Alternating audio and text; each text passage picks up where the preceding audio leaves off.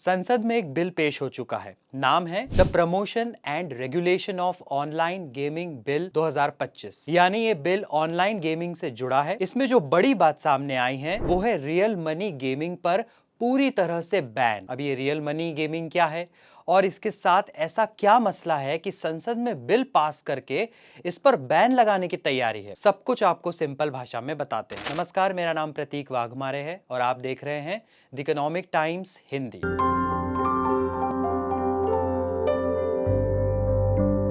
एक है online game जो आप मोबाइल, कंप्यूटर, PS4 वगैरह वगैरह पर खेलते हैं, उदाहरण के लिए लूडो। लेकिन जब आप इसी लूडो को खेलने के लिए पैसा लगाते हैं इस उम्मीद में कि आप और पैसे जीतेंगे, तब ये मामला रियल मनी गेमिंग का बन जाता है और सरकार इसी को पूरी तरह से बैन करने जा रही है। अब समझते हैं कि इस बिल का मकसद क्या है, सरकार क्यों ला रही है इसे। देखिए, सरकार का ये कहना है कि इस बिल का लक्ष्य है कि ई स्पोर्ट्स और सोशल गेम्स को प्रमोट किया जाएगा। ऑनलाइन मनी गेमिंग यानी पैसे वाले गेम्स पर रोक लगाई जाएगी। यंगस्टर्स और कमजोर वर्ग को लत, आर्थिक नुकसान और साइकोलॉजिकल प्रॉब्लम से बचाया जाएगा। और सबसे जरूरी बात, सरकार का दावा है कि कई real money gaming platforms money laundering, cyber crime और टेरर फंडिंग के लिए इस्तेमाल हो रहे हैं, इसलिए भी बैन जरूरी है।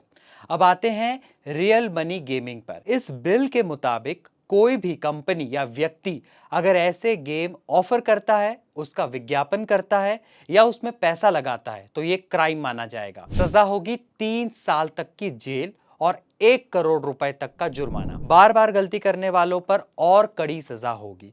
यहां तक कि बैंक और फाइनेंशियल इंस्टीट्यूशंस को भी इन गेम से जुड़े ट्रांजैक्शन प्रोसेस करने से रोका जाएगा। ड्रीम 11, MPL, विंजो, जूपी जैसी बड़ी कंपनियां हैं, आपने नाम सुने होंगे, इन्हें इससे सीधा नुकसान होने वाला है। एक तरफ सरकार रियल मनी गेम्स पर रोक लगाना चाहती है, लेकिन ई स्पोर्ट्स को बढ़ावा भी देना चाहती है। इसको बढ़ाने के लिए भी सरकार काम करेगी।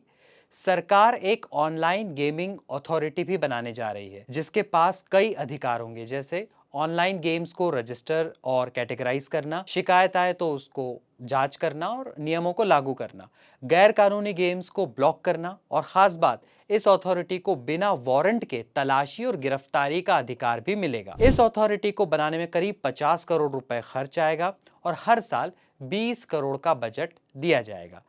अब आप सोच रहे होंगे ऑनलाइन गेम्स तो ऑनलाइन होता है, सरकार इसे पहचानेगी कैसे? तो बता दें कि इस बिल में ऑनलाइन गेम्स की डेफिनेशन भी दी गई है, जैसे ई स्पोर्ट्स। ई स्पोर्ट्स में स्किल के आधार पर कंपटीशन होता है, जिन्हें खेलों की तरह माना जाएगा। इसमें सट्टेबाजी या पैसा लगाना शामिल नहीं होगा। दूसरा है ऑनलाइन सोशल गेम्स। ये गेम्स सिर्फ मनोरंजन और स्किल डेवलपमेंट के लिए होंगे, जिसमें जीतने पर कोई पैसा वैसा नहीं मिलेगा। फिर है ऑनलाइन मनी गेम्स।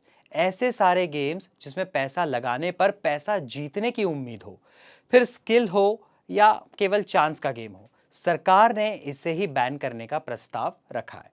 अब आपको भारत के गेमिंग बाजार के बारे में भी थोड़ी सी जानकारी देते हैं। आज भारत में 59 करोड़ से ज्यादा गेमर्स हैं, यानी दुनिया की गेमिंग पॉपुलेशन का 20% हिस्सा तो के भारत में रहता है। इस इंडस्ट्री का साइज 2024 में 31,938 करोड़ रुपए था, जो 2029 तक बढ़कर 78,500 करोड़ से भी ज्यादा का हो जाएगा। बड़ी बात यह है कि इसमें से करीब 85% रेवेन्यू रियल मनी गेमिंग से ही आता है।